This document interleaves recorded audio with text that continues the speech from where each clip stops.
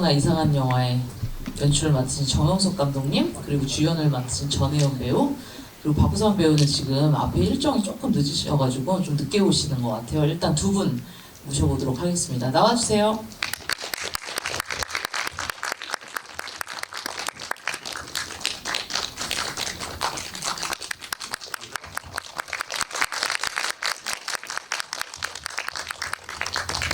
오늘 GB 시간을 넉넉하게 주셔서 제가 뭐 앞에 질문을 좀 하고 나중에 제가 관객분들에게 플로어로 마이크 넘겨드릴 텐데 시간 많이 있으니까 질문도 좋고요, 커멘트도 좋고 미리 생각해 놓으시면 좋을 것 같습니다.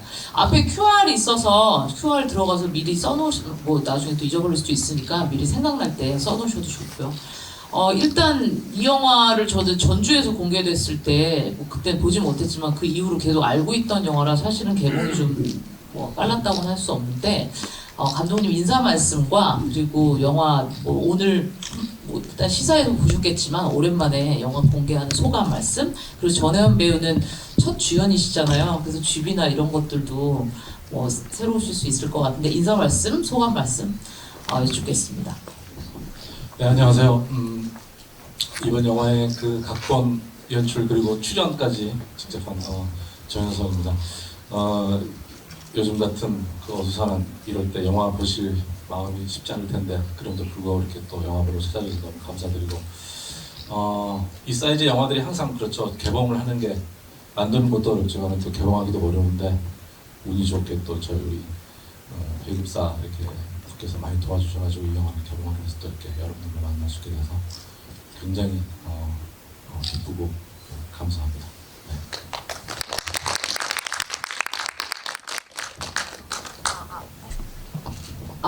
네, 안녕하세요. 해리 역을 맡은 배우 전혜연입니다. 우선 귀중한 시간 내서 이렇게 저희 영화 보러 와주셔서 정말 너무너무 감사드리고요. 이 영화를 한 2년 전쯤에 촬영을 했는데 지금 저도 되게 이렇게 관객분들과 또 만나게 돼서 너무 꿈 같기도 하고 너무 설레기도 하고 네, 되게 여러 복잡 미묘한 감정이 드는 것 같은데요. 네, 재밌게 잘 봐주셨길 네, 감사합니다. 그 전혜연 배우가 이 GV를 거의 처음 하다시피 해가지고 굉장히 긴장하고 떨고 있는데 여러분들께서 박수 한번 더 주시면 감사합니다. 사실 제가 이 영화를 저는 3년 전인가 뭐 그때 감독님 덕분에 이제 그때 먼저 보게 됐는데 제목을 봤을 때 페르소나 이상한 여자라는, 사실 잉마르 베르만의 페르소나라는 영화도 있고 그리고 사실 넷플릭스 영화 중에 또 페르소나라는 또 제목을 가진 영화도 있었잖아요. 그래서 사실은 뭐 존재하는 제목이긴 하지만 그래도 흥미롭기는 했어요. 여기 또 부제가 붙었기 때문에 감독님 이 제목 어떻게 짓게 되신 건지, 그리고 혹시 다른 후보지들은 없었는지 궁금하네요.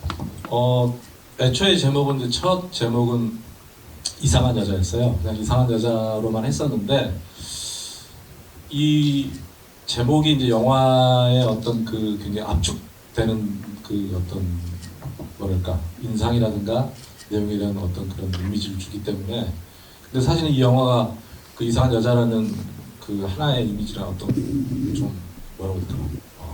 선입견? 너무 갇힌다고 해야 되나요? 이제 그렇게 줄 것 같은 좀 걱정도 됐고, 그래서 이 영화를 좀 더 표현할 수 있는 것들이 뭘까 이제 생각하다가 극 중에서 이제 페르소나가 사실 어떤 그 가면이라든가 의미도 있기도 하지만 또 분신의 의미도 있기도 하고, 그래서 이 제목을 이 영화에게 좀 들어오는 게 훨씬 더 다양한 어떤 해석이라든가 이제 이해하는 데 좀 도움이 될 수 있을까 이제 붙였고요. 근데 막상 그 보신 분들이 이상한 여자라는 것에 많이 꽂히지 페르소나에는 그렇게 크게 깊이 생각을 안 하시는 것 같아요. 그러다 보니까 영화를 언뜻 이해를 못하고 넘어가는 분들이 많으신데, 제가 개인적으로 이제 한번 반대로 물어보고 싶은 게, 전주에서도 상영할 때 똑같은 질문을 한번 드렸었거든요. 이 영화를 솔직히 이해를 다 하셨는지. 그랬더니 관객분들이 다 이해했다고 하셨는데 이게 현실과 비현실이 왔다 갔다 한다는 걸 또 생각보다 이해를 못하시는 분들이 많아가지고 오늘 보신 분들은 다 이해하셨나요? 현실과 비현실이 이게 혼재돼서 왔다 갔다 한다는 걸 다 이해하셨을 거라 저는 믿겠습니다. 네. 전혜연 배우는 어땠어요? 이 처음에 아까 말씀하신 대로 또 관객분 질문도 이미 주신 것 같은데 첫 장편이잖아요. 처음에 시나리오 받았을 때 기분이 어땠나요? 일단 제가 이 작품을 하기 전에 저희 감독님의 전 작품인 성의 나라라는 작품을 너무 감명 깊게 보기도 했고 되게 공감을 많이 했던 작품이었거든요. 그래서 좋은 기회로 이 오디션을 보게 됐는데 이제 오디션을 보는 과정에서 감독님께서 이제 이 작품을 함께 하게 될 분이 박보산 선배님이라는 말을 그때 듣게 됐거든요. 제가 박보산 선배님의 나의 아저씨랑 낙원의 밤 이런 등등 작품들을 너무 좋게 봤고 또 평소에 팬으로도 너무 좋아했던 선배님이었어서 함께 한다는 게 너무 영광이었던 기억이 있는데 또 영화로는 주연을 처음 맡다 보니까 촬영 전에 이제 감독님과 여러 번 만나서 대본에 대한 얘기도 많이 나누고 했었는데 이렇게 장편 영화 주연으로 이렇게 관객분들과 만나게 돼서 너무너무 지금도 사실 많이 떨리고요. 네. 그 사실 이 캐릭터가 굉장히 서울대 컴퓨터공학과인데 도라지도 직접 키우고 도라지 청도 만들고 김밥도 싼다고 하고 사실 못하는 거 없는 만능인데 또 거짓말 같은 인물이기도 하고요. 근데 본인이 해석하는 이 캐릭터는 어땠나요? 해리라는 캐릭터. 명확하게 정의할 수 없는 캐릭터라고 생각을 했어요. 네. 순수하기도 하고 어떻게 보면은 이거는 진짜 보시는 분들이 어떻게 해석하느냐에 따라서 캐릭터가 달라지기 때문에 명확하게 정의를 할 수 없는 캐릭터, 모호한 캐릭터라고 생각을 했습니다. 사실 그 감독님에 대한 이력을 아시는 분들이 더 많을 거라는 생각이 드는데 오늘 오신 관객분들 중에 사실 감독님은 뭐 영화도 하시고 연극도 하시는 분이시잖아요. 그러니까 여기서 이제 어떻게 보면 해리 같은 인물일 수도 있는 거죠. 이쪽도 하고 저쪽도 하는. 근데 감독님 이 영화를 보면 사실은 정말 그렇다. 그러니까 현실과 판타지가 계속 교차하는 지점들이 있어요. 근데 이 영화 구상하실 때 어떤 결정적인 연극판에 사건이 있었었는지 혹은 뭐 어떻게 이 이야기 시초가 시작이 됐는지 궁금하네요. 특별한 뭐 사건이 있었다기보다는 극 중에서 이제 결국은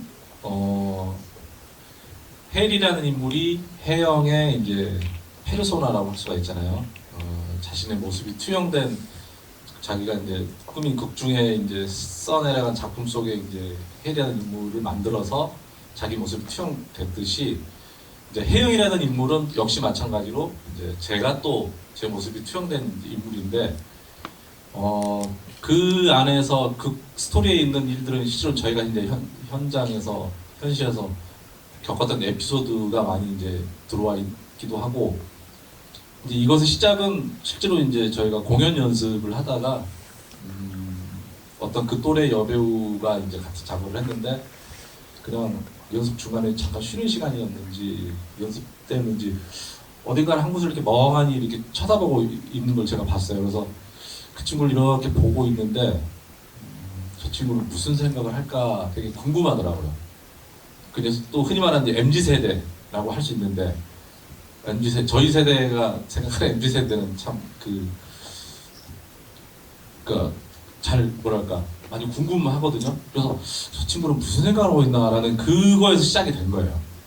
그거에서 이제 시작이 돼서 이제 이야기를 만들어 나갔던 거였고 이런 식의 스토리를 해야 되겠다라고 한 거지 큰 사건이 어떤 계기가 되지는 않았어요. 그래서 이제 제목도 이상한 여자라고 나온 게 애초에 그 인물의 캐릭터에서 시초가 되다 보니까 그렇게 시작이 된 거죠. 사실 성의 나라를 이제 감독님의 두 번째 작품이죠. 그 이전이 여수밤바다였으니까요. 감독님이 아마 장편 기준으로는 한 5편 정도 만드신 게 맞죠. 근데 보면 이제 성의 나라도 흑백이었고 지금 이 작품도 흑백이잖아요. 그리고 나머지 이제 컬러 작품인데 감독님이 생각하시는 어떤 이거는 흑백이 더 어울리겠다. 컬러가 더 어울리겠다 하는 이런 기준들이 있으신가요? 아무래도 이제 그 사건보다는 인물을 중심으로 이제 인물을 따라가는 이제 어떤 구조 그런 구성을 이제 많이 취할 때 그 인물의 이제 특히 이제 내면이겠죠. 그 내면에 이제 많이 따라갈 때 기술적으로 영화적으로 이제 뭐 혹시 말하면 이제 편집을 많이 하잖아요. 이제 편집을 많이 하게 되면 연출자가 많이 개입을 하는 거죠. 따지면 많이 개입을 하고 어떤 연출자의 어떤 그 의도라든가 이것들 개입된 것들이 많이 만들어지는데 그것보다는 좀 저는 롱테이크를 이제 많이 쓰는 편이죠. 그런 영화들에서. 근데 롱테이크를 쓰면서 들어가는 어떤 구조상에서 칼라보다는 이제 흑백이 조금 더 유리한 부분이 있고 사실은 이제 역으로 생각하면 롱테이크가 많이 쓰는 영화들의 칼라가 이렇게 좀 잘 어울리지는 않는 것 같아요. 왜냐하면 이제 칼라는 사실 정보가 많이 관객 입장에서 굉장히 많은 정보가 들어오는 거거든요. 칼라라는 것은 인물 외에도 그 뒤에 어떤 미술이나 여러 가지 것들이 눈에 같이 들어오기 때문에 그런데 이제 앞서도 말씀드렸지만 인물을 따라가다 보면 인물 중심에게 이제 포커스가 많이 가려면 흑백이 칼라보다 조금 유리한 지점도 있고 그것과 더불어서 이제 저희가 갖고 있는 이야기 자체가 현실과 비현실이라는 어떤 경계에 왔다 갔다 하면서 조금 모호하고 또 판타지적인 요소들이 칼라보다는 이제 흑백에 조금 더 어울리는 이제 그런 의도 때문에 하게 됐는데 만들고 나서도 또 약간 고민을 했어요. 칼라에 대한 왜냐하면 흑백이 만들어 놓고 잘 안 팔리거든요.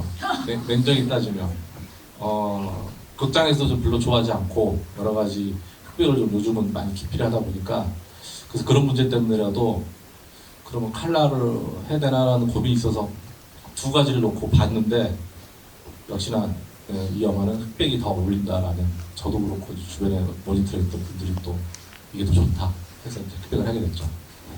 이건 뭐 제 개인적인 얘기인데 그 이준익 감독이 자산어보를 만드시고 나서 말씀하셨던 것 중에 하나가 영화를 흑백으로 빼면은 굉장히 많은 그 제작비를 절약을 할 수가 있다. 뭐 소품이나 이런 것들을 상대적으로 덜 신경을 써도 되기 때문에 뭐 이런 말씀을 하셨는데 그거는 사실이 아닌가요, 그럼? 그 얘기까지는 하고 싶지 않았는데 맞습니다. 절반은 그 부분이 고려가 된 게 맞아요. 그래서 저희 조명도 안 쓰고 근데 실제로 그 색보정을 하기는 흑백이 더 어려워요. 칼라보다는. 근데 어차피 제작 과정에서는 비용이 줄니까 그래서 이제 뭐 그것도 한번 그것까지는 숨기고 싶었는데 그럼 앞으로도 흑백 영화가 나올 수도 있다는 얘기네요. 앞으로 언젠가는. 네, 그럴 것 같습니다. 이 영화가 사실 본인의 얼굴로 시작해서 본인의 얼굴로 닫잖아요. 혜연 배우 입장에서. 그리고 중간중간 또 클로즈업도 굉장히 많고 해서 혹시 이런 그 느닷없는 그 카메라의 클로즈업들이나 이런 것들 부담스럽진 않았나요? 전혀 그런 거에 대해서는 부담이 전혀 없었고요. 네. 그냥 일단 연기에만 계속 집중하면서 했던 것 같아요. 그런 거에 대한 부담은 하나도 없었어요. 오늘 오늘 안 보셨으면 어쨌든 최근에 보셨다면 오늘 봤어요. 네. 오늘 보니까 본인 얼굴 장면 중에 뭐가 제일 마음에 들어요? 제가 담배를 안 펴요. 그러다 보니까 제가 담배 피는 모습을 제가 보는 것도 너무 신선하기도 하고 재밌기도 하고 이게 과연 담배를 잘 피시는 분들이 보셨을 때 잘 피시는 건 어떤 건가요? 생활화돼 있는 분들이 보셨을 때 과연 자연스러울까 많이 굉장히 연습을 많이 했거든요. 했는데도 이게 익숙해지지가 않더라고요. 그래서 그런 거 근데 제가 보기에는 전혀 몰랐었어요. 그런가요? 감사합니다. 그러니까 칭찬인지 모르겠지만 흡연인인 줄 알았어요. 진짜요? 그만큼 연기를 잘 하셨다는 거잖아요. 굉장히 연습을 많이 했어요. 근데 또 중독이 돼버릴까봐 금연초로 많이 연습을 했었어요. 네. 그 여배우의 클로즈업 얼굴을 말씀하셔서 제가 사실 보면서 미안한 게 그 첫 장면 보시면은 얼굴이 좀 크게 나오잖아요. 제가 볼 때마다 시골 촌에서 올라온 것 같은 사실 굉장히 놀랐습니다.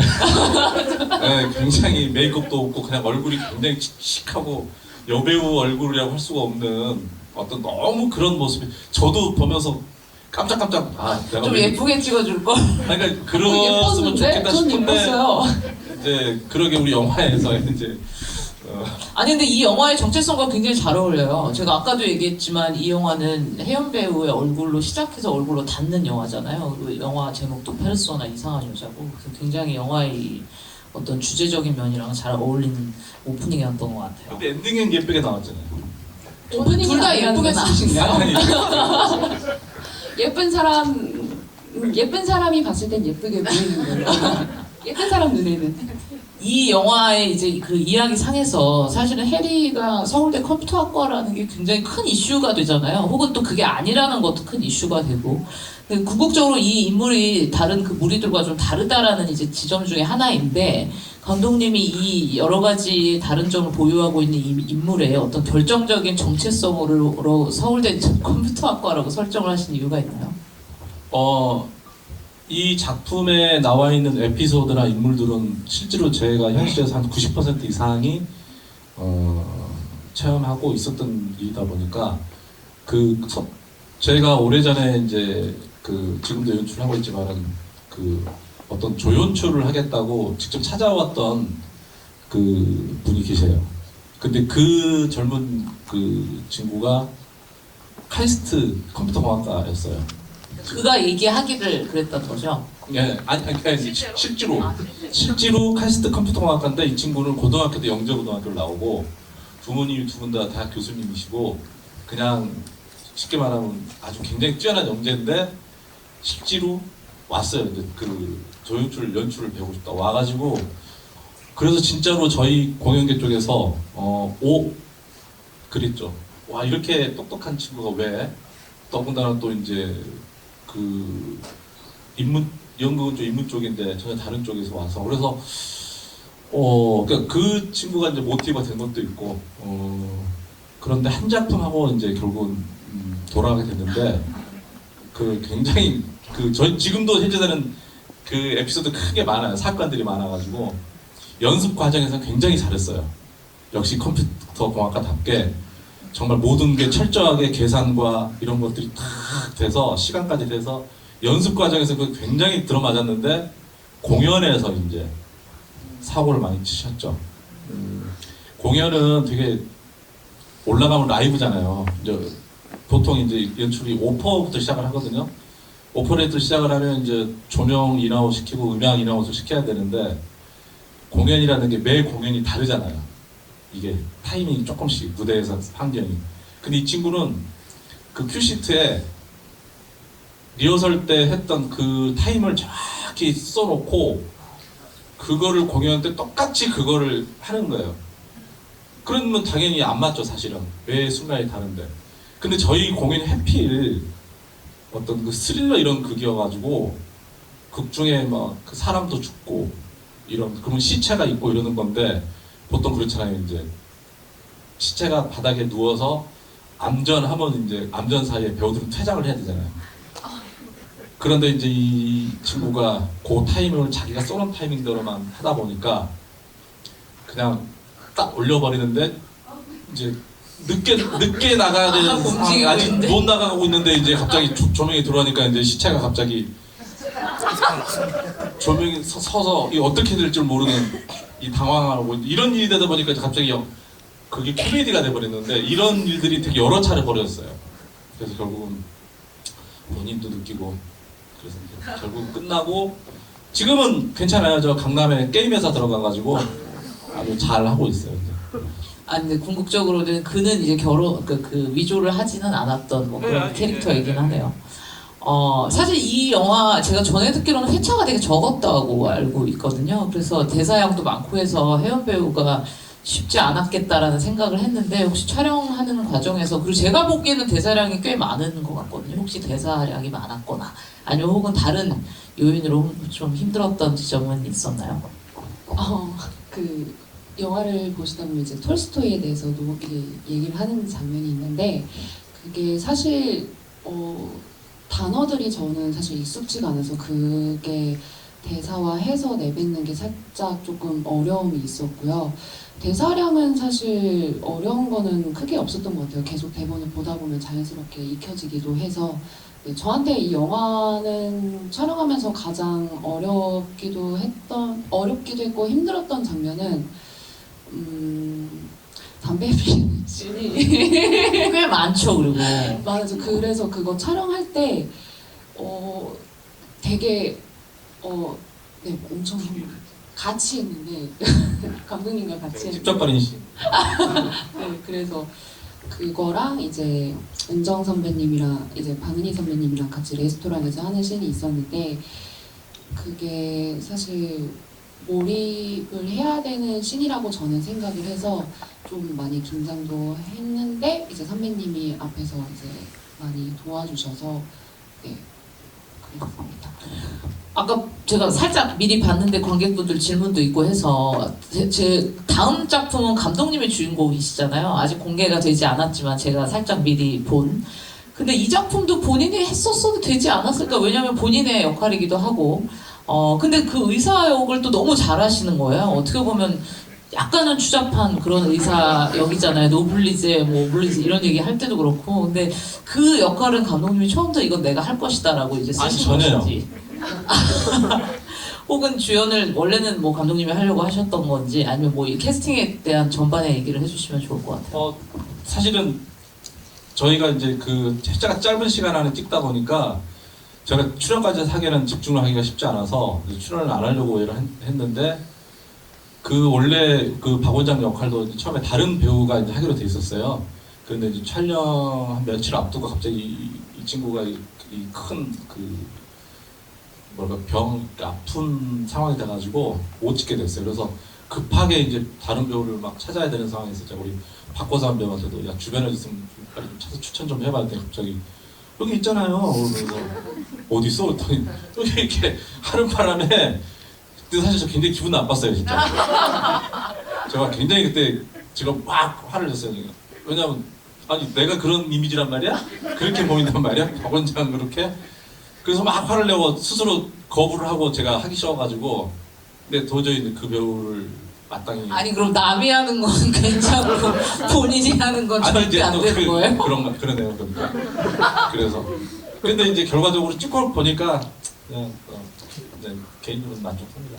아니 제가 이거 보면서 저도 막 중간중간 웃었는데 사실 감독님의 연기를 저는 되게 좋아하거든요. 특히 내부자들이나 아수라 뭐 이런 법조인 연기를 또 많이 하셨잖아요. 검사 이런 거. 예. 그래서 그런 연기들 되게 좋아하다가 여기서 그 한번 흘끔거리는 그런 장면이 있단 말이에요. 그 혜연 배우를 회식 자리에서. 근데 너무 소름 끼쳤어요 그 장면이. 근데 동시에 느낀 거 와 감독님 진짜 연기 잘하는구나. 제가 또 한번 새삼스럽게 깨달았던 그런 장면이었습니다. 느낌을 아니까 한 거죠. 연기입니다, 연기. 사실 이게 아까 90%는 실화를 바탕으로 했다 뭐 이런 말씀하셨는데 실제로 대학로 배우들을 알거나 아니면 대학로에 뭐 자주 다니시다 보면은 정말로 여기 그 현실적인 세팅들이 굉장히 많아요. 뭐 술집도 그렇고 식당들도 그렇고 그래서 사실 그리고 또 배우의 이야기이기도 하고 연출의 이야기이기도 하니까 혜연 배우 입장에서 또 배우의 이야기니까요. 어떤 기시감이 드는 그런 부분들이 있었나요? 이 부분은 진짜 이렇다. 혹시 연극 경험은 없으신 거죠? 네, 연극은 아직 경험을 해보지 않았고요. 그 장면은 그 대사 중에 이제 해리가 하는 대사가 있는데 다른 무대에서 다른 삶을 살아볼 수 있어서 재밌어 보인다. 해보고 싶다 배우. 그런 말들이 저한테는 공감이 갔던 게 제가 배우라는 꿈을 가지게 된 것도 사실 드라마나 영화를 보면은 다양한 인물들이 있잖아요. 그 인물을 연기하는 배우분들을 보면 어쩔 때는 사람을 살리는 의사 역할이 되기도 하고 또 어쩔 때는 또 조선시대로 가서 중전마마가 되기도 하고 또 암판점을 받아서 시한부 인생으로서 삶을 되돌이켜보는 그런 역할도 돼보고 약간 그런 점이 배우라는 직업 저한테는 되게 매력적으로 다가왔기도 했고 해서 제가 배우라는 꿈을 가지게 됐는데 그런 부분에 있어서는 해리 역할이랑 굉장히 흡사했던 장면이고 부분이었던 것 같아요. 네. 사실 뭐 크레딧까지 보셨으면 아셨을 텐데 이 영화의 음악을 모그 감독이 했거든요. 뭐 대한민국 영화 음악을 대표하는 아티스트 중에 한 명이죠. 근데 주로 이제 상업 영화를 하시는 분이니까 독립 영화에서 음악이 어떻게 나올까 저도 보기 전에 되게 기대를 많이 했었단 말이에요.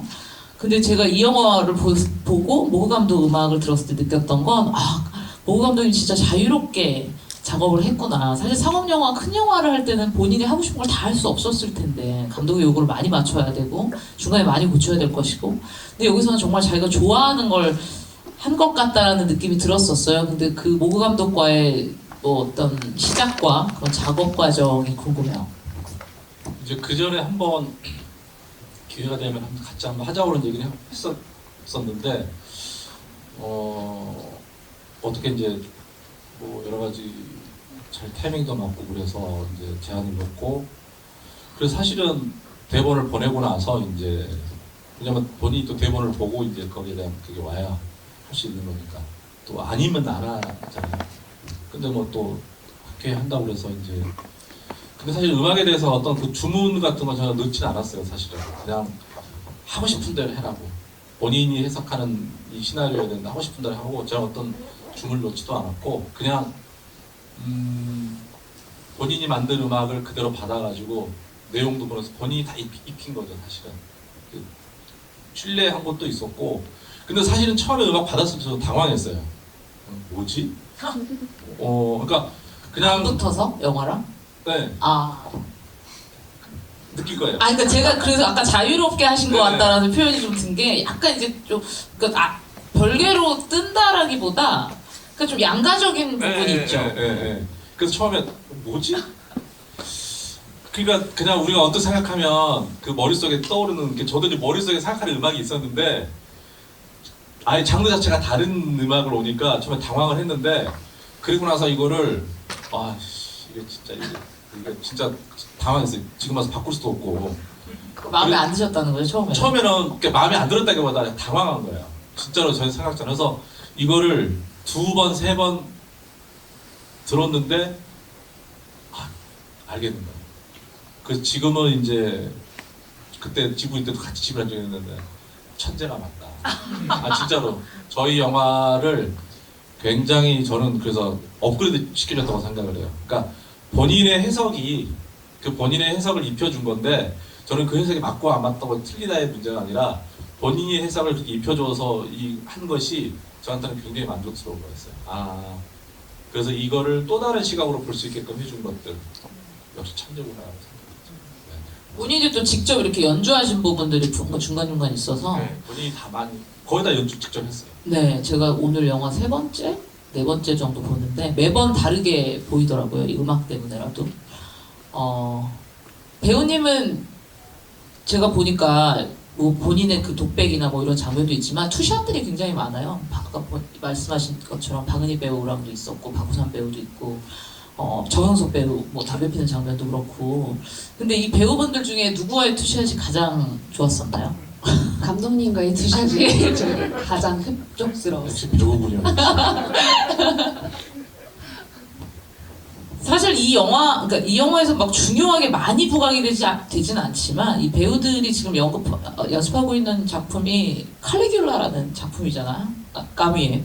근데 사실 저는 이 틴토 브라스의 칼리귤라라는 그 옛날 영화밖에 생각을 못 해가지고 이 어떤 연극적인 맥락에서의 칼리귤라라는 작품에 대해서 잘은 모르는데 분명히 선택하신 이유가 있을 것 같아요.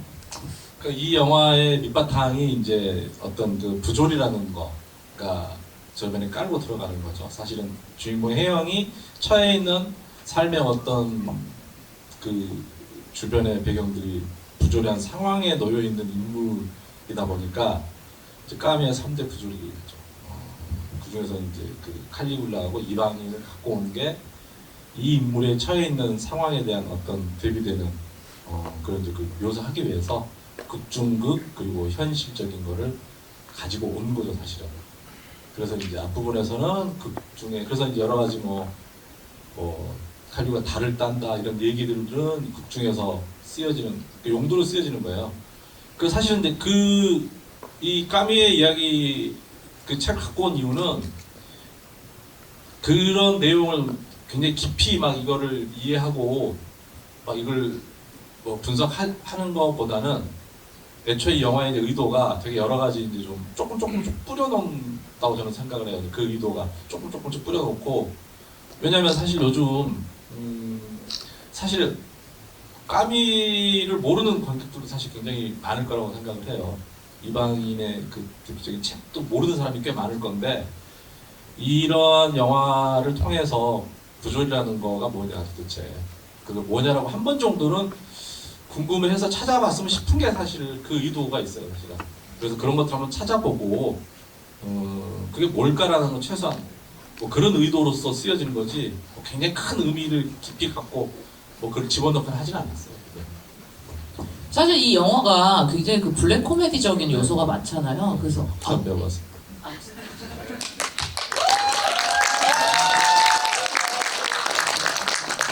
주인공답게. 네.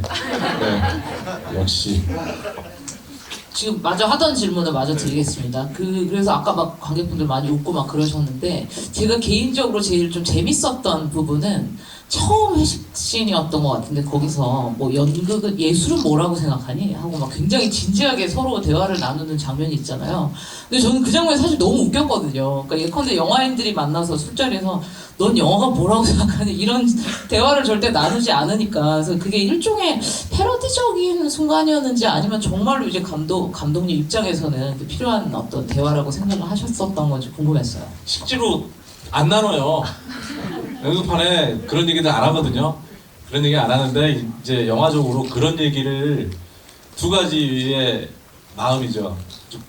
그래도 연극판에서 하는 사람들이 맨날 술 먹고 그러니까 시골로 하니까 그런 얘기도 한번 나눴으면 싶은 게 하나 있고, 또 반대로 좀 관객분들한테 이런 얘기들 정도 우리가 살면서 그런 얘기들 좀 나눠보면서 조금씩 한 번씩이라도 좀 대화를 하면 어떨까 하고, 이제 똑같은 그 앞서 말하는 그런 의도, 뭐 까미 얘기처럼 한번 던져놓고 한 번 정도 생각해봐라는 그런 의도가 들어있는 거죠. 감독님 실제로 나누시나요? 그래서 술자리 저는 그런 가시고? 얘기를 하는 너는 걸 영화가 뭐 예술이 뭐라고 생각하니? 저는 뭐 그런 얘기 하는 걸 좋아하는데 갑자기 술자리 하기가 싫어지네요. 싫어하더라고요, 다들. 그러니까 꼰대라고 그러고. 네. 아, 늦게 오셨으니까 일단 관객분들에게 인사 예, 부탁드리고요. 안녕하세요. 혜영 역을 맡았던 배우 박구산입니다. 죄송합니다. 아까 이제 늦게 오셔서 못 여쭤본 질문들이 이제 몇 개가 있는데, 그 중에 하나는 저희가 이제 제목 얘기를 했었는데, 처음에 이 시나리오 받았을 때 어떤 느낌과, 그리고 제가 보건대 여태까지 박구선 배우가 하셨던 작품들과는 어떻게 보면 굉장히 반대의 역이잖아요. 그러니까 주로 분출을 많이 하는 역을 하셨단 말이죠. 그리고 제가 타임코드를 처음에 찍어가면서 이제 주로 영화를 보는데, 아마 러닝타임 30분 지날 때까지 대사가 1개 나오나 뭐 2개 나오나 그랬을 거예요. 그러니까 상대적으로 굉장히 말이 없는 캐릭터인 거죠. 그래서 이번 캐릭터는 또 어떻게 해석을 하셨는지 궁금하네요. 사실 뭐 맞아요. 제가 여지껏 맡았던 역할하고 다르긴 하지만 제 주변에 가장 많이 보는 캐릭터 얘기를 했어요.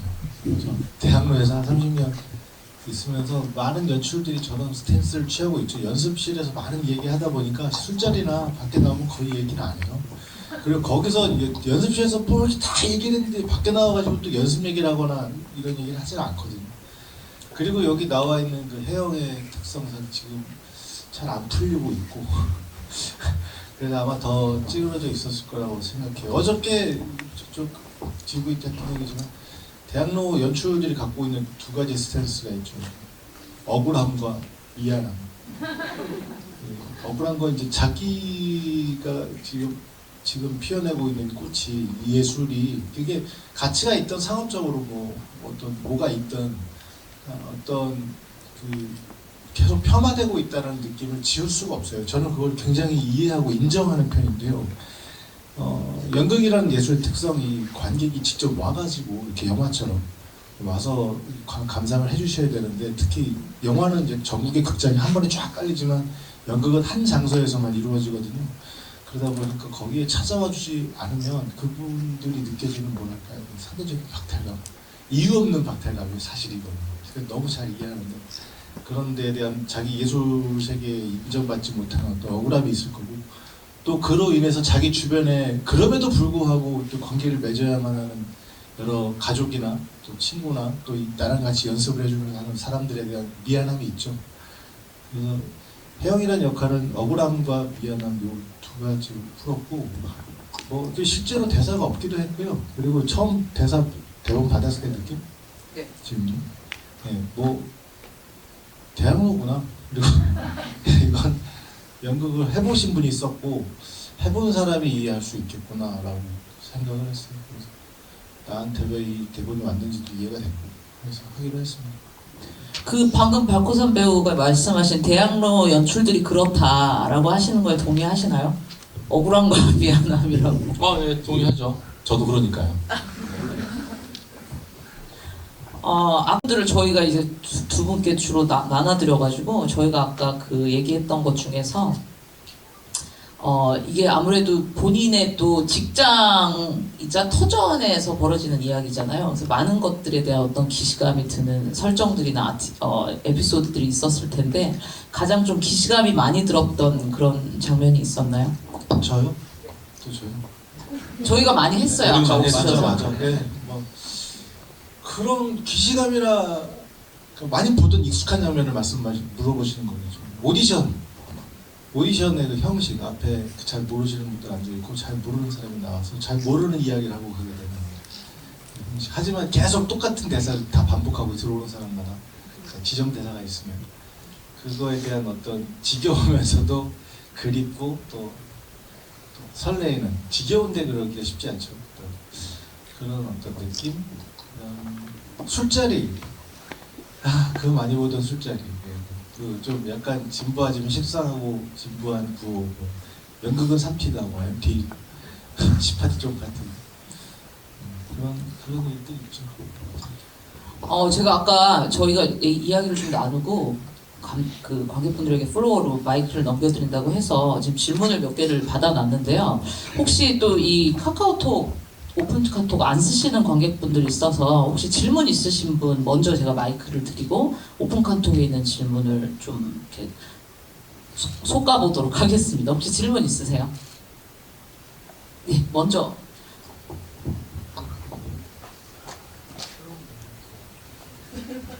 옛날부터 있었어. 지구의 오픈 카톡 옛날부터 있었어. 제가 떨어졌고 90과 중요하게 평에서 늘 좋습니다. 네, 안녕하세요. 영화 너무 잘 봤고요. 제작비도 얼마나 들었는지.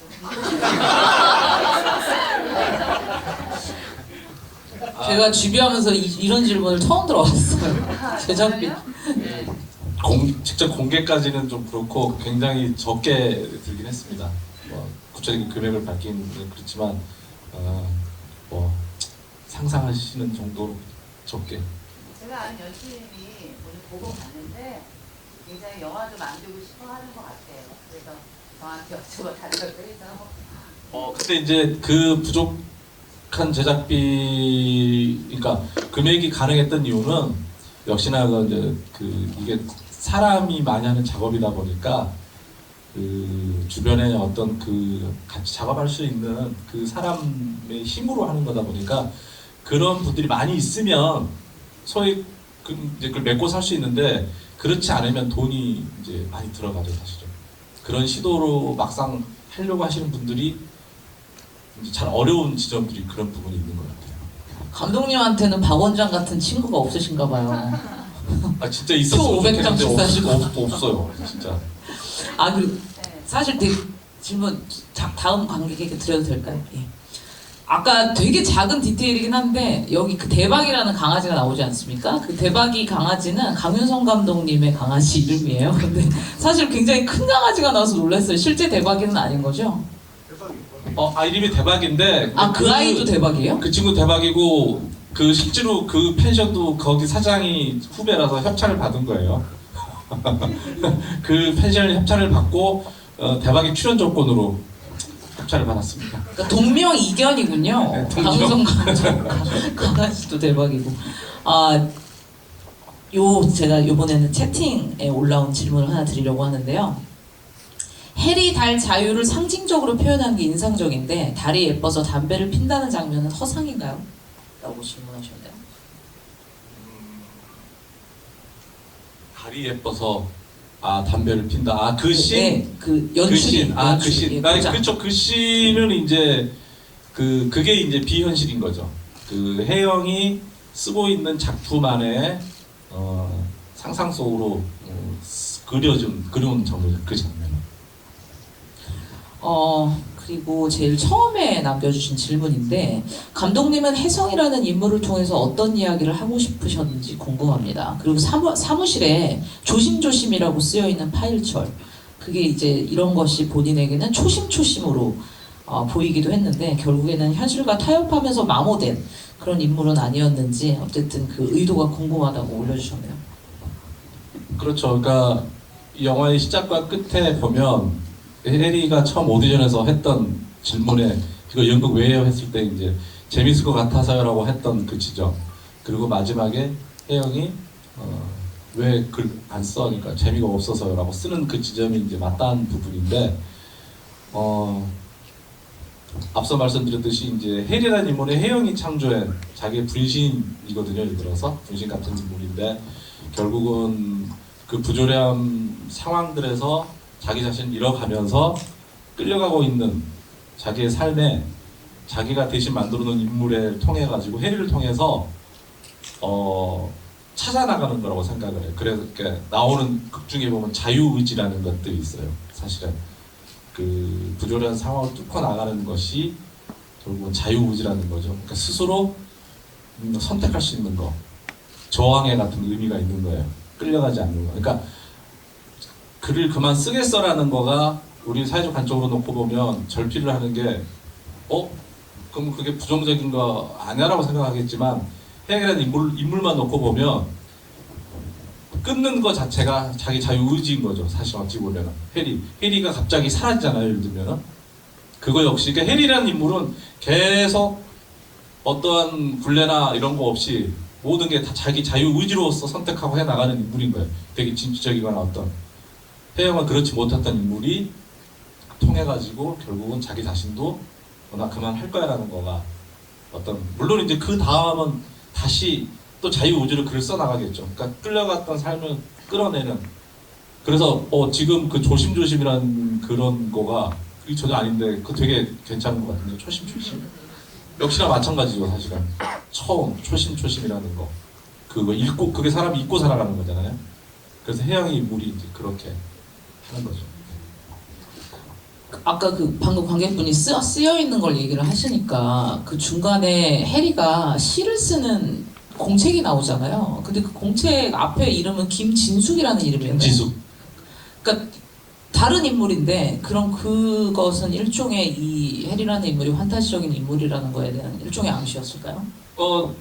그러니까 엄밀히 따지면은 정혜리가 진짜 이름이 아닐 수 있는 거고 김지숙이 진짜 이름인 거고 해리가 그러니까 이거는 사실은 어떤 명확한 100% 이게 맞다 옳다의 답은 아니고 이제 제가 깔아놓은 것은 이제 그 김지숙이라는 인물로 하나에 던져놓긴 한 건데 김지숙일 수도 있고 정혜리일 수도 있는 거라는 거죠. 하나의 특정상으로는 뭐가 진짜인지 진실인지는 사실은 근데 여기선 뭐가 진실인지는 중요하지 않은 것 같아요.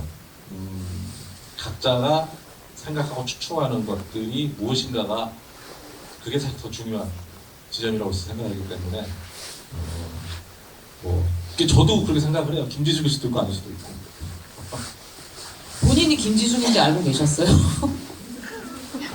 연기하실 때? 보셨을 거 아니에요? 예, 설정이나 이런 거.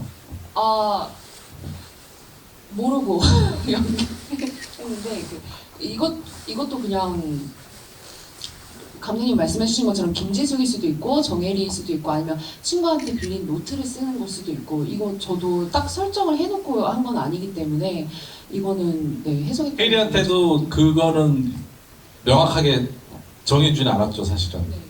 그 이 배우가 어떤 그거에 대한 명확한 둘 중에 하나 답을 갖고 가는 것보다 이 배우 자체에서도 사실은 그 모호함을 주는 게 이 배우한테도 연기하는 게 낫지. 그걸 만약에 너 당신은 김지숙인데 이렇게 혜리야 라고 하게 돼버리면 연기적인 부분에서도 사실은 어떤 설정이 되기 때문에 그건 알려주진 않았습니다.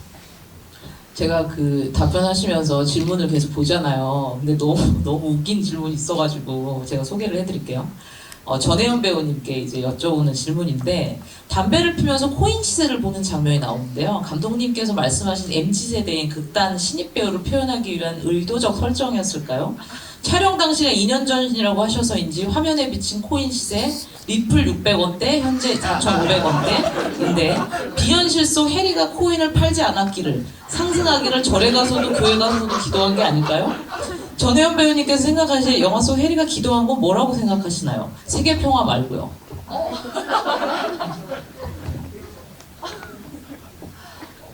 일단 감독님이 먼저 대답하시고. 아니 코인은 제가 설정해 준 거라서 이제 사실은 뭐 본인 아닌데, 이제 저도 그거 보면서 다시 2년 만에 보면서 그때 좀 사둘 걸. 리플이 그 영화 제작비로 그걸 샀으면 사실 성의 나라 때 코인을 샀었어요. 사가지고 성의 촬영을 하면서 계속 코인을 봤는데, 실제로 영화 촬영 기간에 많이 뛰었다가 그걸 빨리 팔았어야 되는데 안 팔아가지고 끝나고 나서 다시 쭉 떨어졌는데, 그게 너무 재밌는 것 같아요. 그게 지금 오늘 보니까 리플이 한 4천 얼마가. 저는 안에서 무슨 얘기인지 못 알아듣겠어요. 지금 600원이고 4,500원 무슨 얘기인지. 근데 어쨌든 제가 주비할 때마다 느끼지만 관객분들은 진짜 예리하신 것 같아요. 그러니까 하나하나 역시 하시는 분일 것 같아요. 질문하시는 거 보면 혹시 플로어에서 질문 있으신가요? 제가 그 오픈 채팅으로 질문 말씀드리기 전에 여기 앞에 관객분께 마이크 부탁드립니다.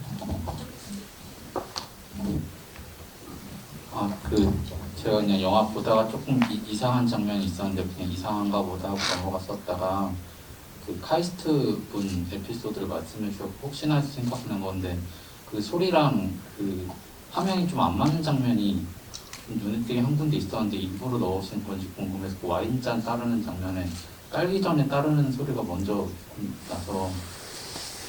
그거는 그게 넣은 게 아니라 원래 실제로 리얼하게 하면은 이게 따르기 전에 안에서 나오는 소리가 실제로 그렇게 나는 소리예요. 그거. 네, 그래서 그건 이상한 게 아니고 그게 원래 리얼 사운드가 맞고, 그 씬 말고 다른 씬들에서 좀 사운드가 이상한 부분들이 좀 있을 거예요. 그리고 이제 제작비 문제입니다. 그 담배 피는 장면에서 굳이 그 금연 로고 밑에서 담배를 피는 장면도 조금 이색적이었거든요. 그거는 이제 아싸 했어요. 아주 좋아 그런 거. 그런 게 부조리한 상황이기 때문에. 이번에는 질문과 코멘트가 같이 있는데요. 클로즈업이 가장 좋아했던 순간이 있었는데요. 엔딩이에요. 혜연 배우님 얼굴 좌우 느낌이 다르더라고요. 그게 정말 페르소나 같은 느낌이었습니다. 너와 나의 다른 자아가 혼재되어 있는 느낌. 영화 재밌게 잘 봤습니다라고 소감 올려주셨고요. 그리고 이번에는 이제 질문인데, 영화 초반에는 혜연 배우가 박호선 배우를 옥상에서 담배 피며 바라봤는데 후반에는 반대로 박호선 배우가 같은 구도에서 담배를 피며 내다보는 그런 대칭 구도의 연출 이유가 궁금합니다. 그때 호선 배우는 혜연 배우를 바라봤을까요? 그리고 여기 PS가 있는데요. 담배를 가장 기쁠 때 혹은 슬플 때 핀다고 했는데 그 캐릭터가 이제 그런 대사를 하잖아요. 옥상에서 박호선 배우의 감정은 어떤 것이었을지 알고 싶습니다. 감독님 그리고 박 배우님 이렇게 답변하시면 될 것 같아요. 그 서로 다르게 바라보는 지점이 있죠. 이 내용이 굉장히 많이 혼재되어 있는 거잖아요. 현실과 비현실이 있고, 그리고 그 사이에 중첩되어 있는 장면들이 있어요. 예를 들어서. 그러니까 이제 카페라는 공간은 실제적인 현실의 공간인 거고, 그리고 그 혜영이 해리를, 그러니까 카페 알바상은 이제 해리가 아니잖아요. 해리가 아니고 혜영이 잘 모르는 그냥 낯선 카페 안에 있는 전혀 알 수 없는 낯선 공간에 있는 사람인데, 그걸 바라보는 혜영이 이제 바라보는 지점이 있고, 반대로 이제 그 해리가 혜영을 바라보는 거는 이제 그 모든 시는 판타지죠. 사실은 혜영이 만들어내는 장면이기 때문에 그 서로 다른 이제 어떤 이미 공간 현실과 비현실이 다른 구도에서 오는 이제 설정의 상황이 있어서 이제 그렇게 만든 지점이 있고, 결국은 뭐냐면 그 쳐다본다라는 사이에는 경계가 이제 이루어지고 있거든요. 그래서 그 경계의 너머 안에서의 대칭적인, 그러니까 보시면은 나중에 혹시 또 보시게 되면 그런 대칭적인 구도가 꽤 많이 장면들이 들어 있어요. 이제 그런 대칭적인 구도를 이제 사이사이 써놓은 이렇게 이용한 지점들이 있고, 뭐죠? 그리고 그 다음 질문은 네. 담배를 옥상에서 왜 피냐? 일단은 그거부터 좀 정리를 할게요. 어제도 보니까 좀 헷갈려 하시는 부분이 현실과 비현실 그리고 혼재되어 있는 그 순간에 이게 왜 헷갈리냐면은 그 양쪽의 상황에 나오는 등장인물이 똑같고 등장인물의 캐릭터까지 같아 버리니까 이게 해리가 나왔다고 무조건 비현실? 그건 맞죠. 근데 빠졌을 때 이게 현실인지 비현실인지 헷갈리는 거예요. 근데 사실 상관없어요. 왜냐하면 지금 이 혜영이라는 작가는 현실을 기반으로 해서 이 글을 쓰고 있거든요. 그래서 거기 나오는 사람들이 다 그대로 나오기 때문에 좀 헷갈리시는 건데 이 영화는 사실 그 헷갈려도 문제는 없고 혜영이는 그러면 이제 오디션 오늘 조연출이 안 나온 날이잖아요. 그 담배 피는 마지막 장면이. 그거는 사실 그러면 비현실로 봐야 되느냐 아니면은 이게 그런 걸 구상하고 있는 혜영으로 봐야 되느냐 그 두 가지가 있잖아요. 그래서 그런 부분들 그 장면이 바로 그 헷갈리는 그 장면이죠. 만일 이게 극중에 자기가 쓰고 있는 작품의 그거라면 이걸 글로 쓰는 장면이다. 그러니까 그 혜영이 나도 약간 말이 헷갈리네요. 이게 극중의 장면이라면 오늘 있었던 일 정리를 하겠죠. 원래 보통 담배는 이렇게 좀 이렇게 막 객관화시킬 피잖아요. 자기 좀 그 사건에서 좀 나와 있거나 하면서 아마 이제 오늘 안 나와 있는 상황에 대한 소외 이런 것들에 대한 느낌으로 답했을 거고. 그거가 아닌 현실에서의 그 연출 혜영의 입장이라면 요걸로 이런 식으로 끌어가 볼까? 이런 느낌일 것 같아요. 그래서 양쪽이 다 어떤 생각을 하고 있는 혜영에 대한 장면이고 좀 두 개의 공통점을 그냥 객관화시켜서 보려고 하는 그런 느낌으로 연기했어요. 아까 사실 제가 드리고 싶었던 질문인데 마이크를 또 넘겨드려야 되니까 제가 안 했던 질문을 관객분이 해주신 게 있어요. 감독님 전작 성애의 나라 감명을 받고 여운이 길게 남았는데 뭐 흑백으로 연출한 이유 이건 아까 말씀하셨으니까 그 다음 이어서 말씀하신 게 성애의 나라 같은 경우 지극히 현실적인 청춘의 단상을 보여주었다면 이번 작품에서는 다소 비현실적인 장면들 혹은 현실과 거리를 둔 설정들 그러니까 사실 지금 감독님의 영화의 이전 영화들의 톤과 굉장히 다르거든요. 어떻게 보면 굉장히 용기가 필요했을 것 같기도 하고 그러니까 이게 일종의 초현실적인 엔딩을 제시를 하신 거잖아요. 그러니까 명쾌하지 않은 어떻게 보면 근데 요번이 이제 그런 이전작들과 다른 그런 이유를 궁금하다고 하셨네요. 그런데 이제 영화의 어떤 장르나 풀어나가는 그 어떤 형식이 이제 판타지적인 요소가 있다 뿐이지 실제로 성애와 이 영화는 되게 닮은 영화라고 저는 생각을 하고 맞닿아 있는 영화라고 생각을 해요. 왜냐하면 결국은 이 영화에서 크게 하고 싶은 가장 큰 메시지나 핵심은 앞서 말씀드린 그 자유의지라는 부분이거든요. 어떤 하나의 저항이라고 해야 되나? 성애의 나라가 성애가 마지막에 선택을 하잖아요. 그냥 예를 들면 영화 성화는 이제 안 보신 분들도 계시서 잘 모를 수 있겠지만 성애가 마지막에 그냥 그 어떤 연금만 받거나 일하지 않을 거야라는 그 선택이 결국은 역설적으로 얘기하면 굉장히 역설적인 하나의 이 사회에 대한 역시 성애도 부조리한 상황에 놓여 있는 저항이거든요. 일하지 않을 권리, 나 하지 않을 내 권리, 나는 하지 않겠어라는 굉장히 큰 하나의 저항이라는 선택을 하는 부분인 거고 역시 이 작품에서 혜영 마찬가지로 절필이라는 선택을 통해 가지고 내 스스로가 저항의 의미이기도 한 거예요. 결국은 둘 다의 자유의지라는 지점이 큰 지점에서는 닿는 이야기인 거죠, 사실은. 제가 하고 싶었던 지점은 사실 그 두 가지는 그 지점이 있는 거예요. 다만 영화를 풀어나가는 하나의 어떤 장르적 형식 이것이 이제 좀 판타지일 뿐이지. 그래서 사실은 뭐 서로 다르지 않은 영화라고 저는 그렇게 생각을 하고 있어요. 또 주신 질문 중에 하나가요. 의심은 의심을 낳는다라는 표현이 생각나는 영화입니다. 사람이 타인에 의해 의심을 하기 시작하면 어디까지 할 수 있는가? 그런 것이 영화의 기획 의도 중에 하나였는지 궁금하고 엔딩 부분에서 보여줬던 이방이라는 책 아까 말씀하셨지만 감독님께서 보여주고 하는 이 영화의 연결고리 전혀 책을 전혀 어울릴 것 같지 않은 한 이방인이 들어오면서 벌어지는 의미와도 일종의 중의적인 의미가 있는지 그렇게 물어보셨네요. 예, 맞게 보셨어요. 결국 앞서 말씀드린 처있는 부조리라는 어떤 그 배경 속에서 놓여있는 첫 인물의 어떤 선택이나 이런 것들이 되게 중의적으로 맞닿아 있는 지점이 있죠. 그래서 사실은 그걸 의도적으로 쓴 지점인 거고, 그리고 또 실제로 뭐 이방인이라는 표현이 그 까메의 그 책에서의 이방인이라는 것도 이제 우리가 또 생각하는 일상에서 그냥 또 이방인 하면 또 다른 외부에서 어떤 섞이지 않은 인물의 어떤 그 의미로도 쓰기 하기 때문에 어떤 그런 여러 가지 복합적인 의도로 쓴 부분이 있고, 그리고 앞에 보였죠. 앞에 등장했죠. 요즘 깜빡깜빡해가지고 의심 그렇죠. 당연히 그 들어간 거죠. 사실 이 작품에서 얘기했던 지점들이라는 게 서울대라는 그 타이틀이 없었으면 이 성애를 바라보는 시각이 그렇게까지는 않았을 텐데, 성애가 죄송합니다. 제가 뭐라 그랬나. 해리 성인가 보다. 성해리 해리에게 그게 벗겼더라면 아마 그런 시각을 안 봤을 거예요. 근데 이제 저희가 삶에서 역시 그런 경우들이 굉장히 많잖아요, 사실은. 어떤 게 그러니까 뭐 그런 관점들, 어떤 사물이나 사람이나 봤을 때 그런 시각 자체도 역시 그것도 앞서 말씀드린 부조리라는 거야 닿아 있는 지점이기 때문에, 그래서 어떤 그런 것들이 다 의도를 담아서 만들어낸 것들이죠.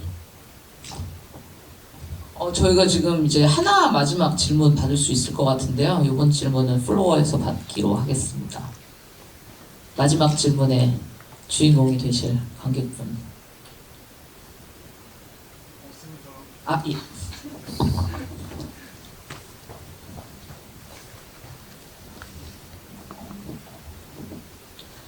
사실 이게 영화를 보다 보면 사실 오늘 두 번째 보는 거거든요. 처음에 봤을 때는 이게 흑백이라는 거에 대해서 계속 인식한 것 같죠. 중간에 언제 컬러로 바뀔까? 그 장면이 나올까? 하면서 보다가 근데 첫 번째 봤을 때는 영화에 몰입하느냐고 이게 정확히 기억이 안 나는 거예요. 바뀌었었나? 안 바뀌었었나? 정확히 기억이 안 나가지고 오늘 볼 때는 이 부분을 꼭 놓치지 말고 제대로 봐야겠다 하고 이제 봤는데 끝까지 흑백이긴 했는데 제가 처음에 봤을 때는 흑백이었던 것 같긴 한데 중간에 뭔가 컬러로 바뀌는 듯한 느낌을 받았었거든요, 영화를 보면서. 근데 이제 오늘 두 번째 보니까 그 엔딩 장면에서 어쨌든 그 혜영이라는 인물이 결국 자기가 내가 이제 이렇게 내가 재미없고 내가 현실과 타협했던 부분은 하지 않을 거야 하면 이렇게 끝을 내지만, 또 반대로 이제는 내가 하고 싶었던 걸 쓸 거고 나는 다른 모습을 보여줄 거야. 내가 원했던 재밌는 걸 내가 원하는 걸 할 거야. 글을 쓸 거야 하는 장면을 보면서 내가 이래서 그 약간 컬러적인 느낌을 이 부분에서 받았구나 하면서 이제 그 다음 엔딩이 여기서 끝나지만 그 다음 결말이 이제 다른 시작이 됐을 때는 컬러 장면을 하면 이 부분이 참 좋겠다 이런 느낌이 들었는데, 혹시 감독님도 일단 뭐 흑백으로 하긴 했지만 요 부분에 있어서 약간 그런 느낌을 주고 싶으셨는지 그게 좀 궁금합니다.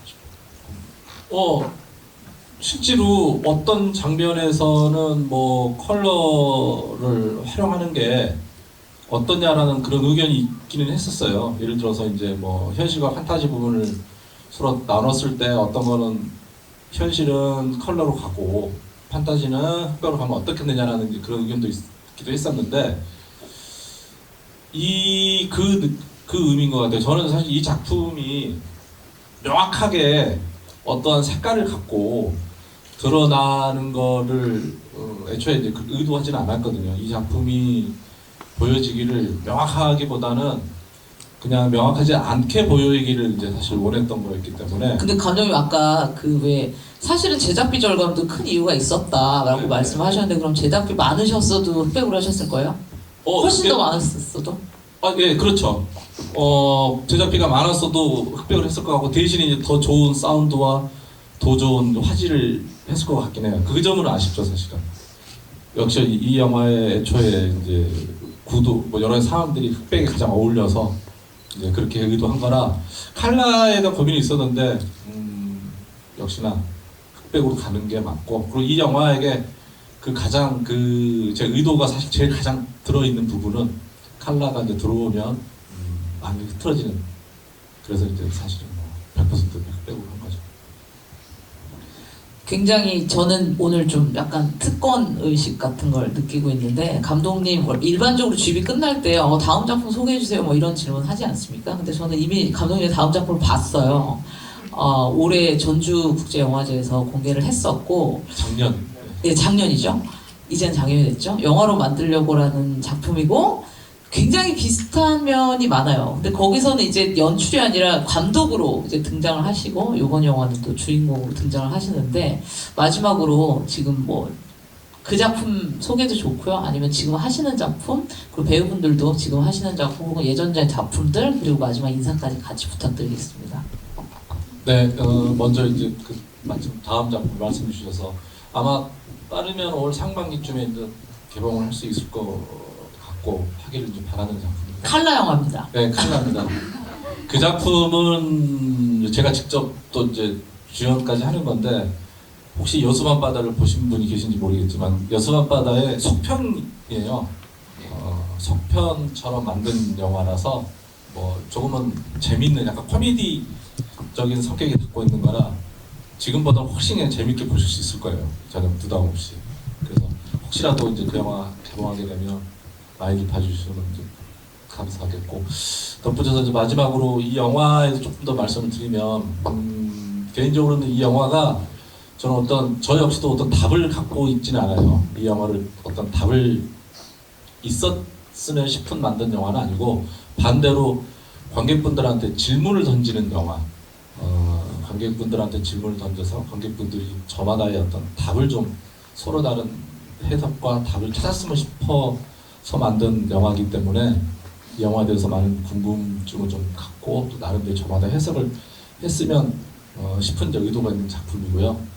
그래서 혹시라도 오늘 이 대화를 집을 통해서 이 영화에 대해서 조금 더 좀 이해가 덜 되거나 혹시 또 좀 알아보고 싶은 내용이 있으면 어디도 집에 있으면 그 유튜브에 어떤 채널에서 저 영화를 처음 보고 나서 잘 아주 해석을 정말 잘 해놓은 그 영상이 있더라고요.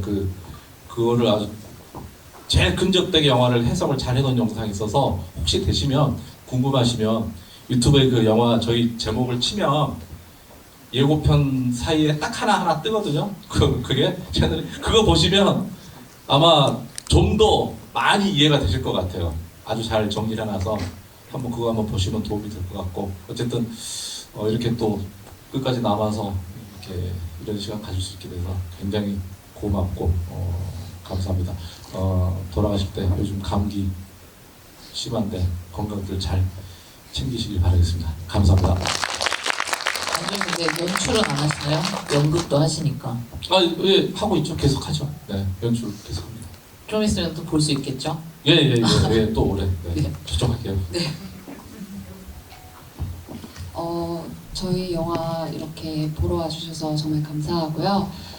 저희 영화 볼 때마다 되게 새로운 느낌으로 다가오기도 하고, 다양한 해석들이 또 나오기도 하고, 숨겨져 있는 부분들을 또 발견하는 재미가 있으니까 시간 되시면 또 여러 번 봐주시길 희망하고요. 저는 또 이렇게 또 만나뵐 수 있는 시간이 올 수 있게 열심히 활동할 테니까요. 많은 관심과 사랑 부탁드리고, 저는 이제 곧 2월 5일 날 KBS 오피스 코미디 드라마로 여러분들 또 찾아가는데 많은 관심과 기대 부탁드리겠습니다. 감사합니다. 이 영화가 이만큼 오게 된 게 저는 되게 자랑스럽고 되게 애쓰신 분들에게 감사하고 그렇습니다. 전주에서 처음 작년에 상영할 때까지만 해도 이제 끝났구나, 빨리빨리 그랬는데 다시 만나고 이러면 전주 22년에 상영. 2022년. 그랬군요. 그게 벌써 2년 된 거예요? 그렇지, 재작년. 와, 3년 됐네 이제 횟수로 치면. 세상에. 근데 다시 좀비처럼 돌아왔네. 네, 어쨌든 이런 경우 제가 한 번 있었어요. 족구왕이 그렇게 계속 매년 돌아다니더라고요. 작년에 제가 삼지였었나 봐요. 일이 굉장히 없었고, 그래서 뭐 독립영화를 일이 없기 때문에 독립영화는 아닌데, 메이저에서 좀 이렇게 다들 그랬지만 투자가 많이 줄다 보니까 계속 독립영화를 많이 했거든요. 올해까지 좀 이제 딱 되고 나서는 이제 드라마나 영화나 진짜 들어오고 있어서 아마 올해 좀 바쁘겠지만 그래도 독립영화로 올해도 시작합니다. 카르마라는 영화고요. 독립영화지만 조금 제작비가 많이 들어간 좀 대기업에서 후원 받는 영화인데 스릴러. 빨리 박 원장 같은 친구를 어디서 사귀셔가지고.